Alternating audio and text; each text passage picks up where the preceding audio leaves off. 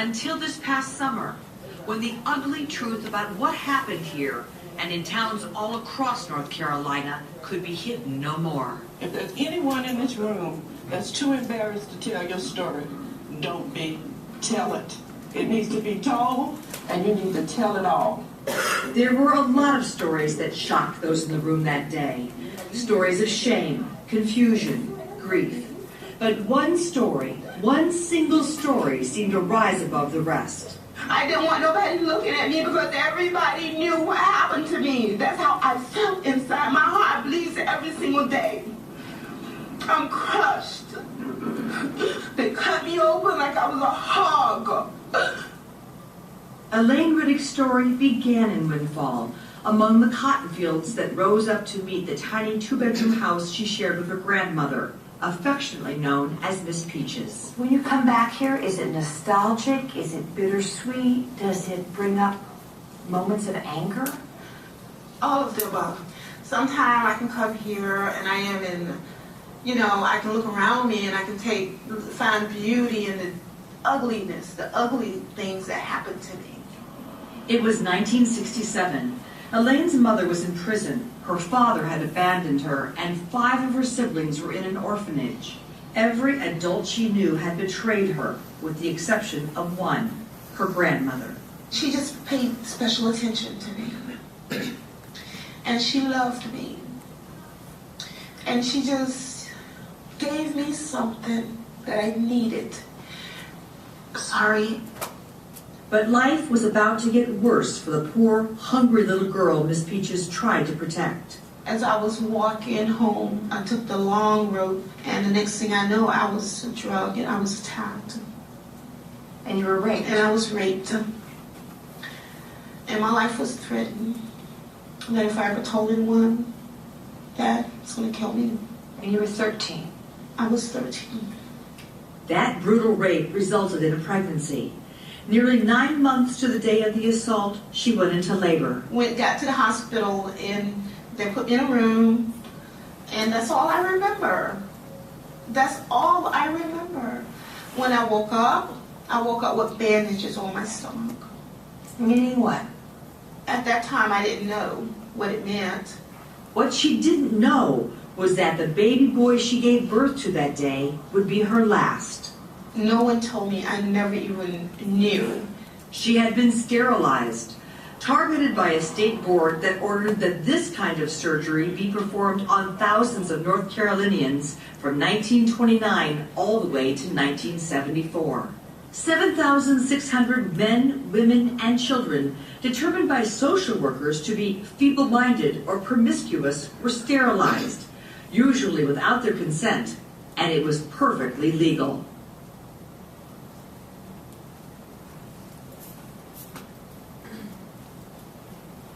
All right, I want to show another one if I can close this. The escape key. Oh, is that? Hit the escape. Yep. All right, there we go. Technology. All right. So this next clip actually is a clip that includes Beth's advisor, her thesis advisor. Joanna used to be at the University of Iowa. Now she's at Rutgers University. So they interviewed her for this show. So I remember as particularly difficult the moment when I got access to all of these case records. I literally spent months sitting there reading one record off, abuse and neglect after another. The records in Johanna Schoen's office tell the stories behind one of the darkest chapters in North Carolina's history. The sterilization of thousands of men, women, and children, often against their will. And it was extremely devastating. It was a horrible experience, and I also felt a little bit like there was no justice for these people. And that really made me angry. A Rutgers professor and author of Choice and Coercion, Schoen has been researching North Carolina's eugenics program since the 1970s. She believed the victims deserved justice and took her findings to the local media. I thought something more needed to be done was because I felt like these people needed to be heard and their stories needed to be known. This one had almost 40 people in one meeting. The short paragraphs in these folders summarize each victim's case for sterilization.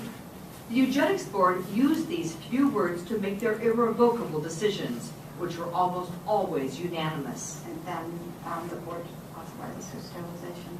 31 states had legal eugenics programs, but North Carolina stands out for the power it gave to social workers. In all other states, the people who had the authority to suggest clients were mostly people who were the directors of state penal or mental health institutions. But in North Carolina, this power extended to social workers, which then meant automatically that social workers could look for people they would find suitable as sterilization candidates among their clients. How did you determine who should get sterilized? Well, I think it was a question of the capacity, whether they had the capacity to do something else to prevent birth. Shun recorded interviews with some of these social workers in the 1970s. In her book, she says many of them used coercion, but some believed they were doing the right thing at the time. I think they also felt that they were operating within a framework that really didn't offer them good solutions, and that it was a very hard decision for them to make whether or not to suggest individuals for sterilization. The program lasted from 1929 until 1974. North Carolina apologized to victims in 2002 and promised them compensation, but Shun says the state needs to act soon. Money needs to be allocated, and payments actually need to be made before the survivors that are still alive are no longer with us.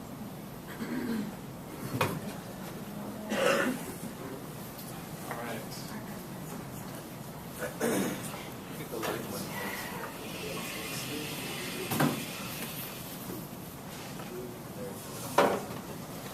All right, we're going to turn over to the Q&A portion now, and put this back. Thanks, Dan.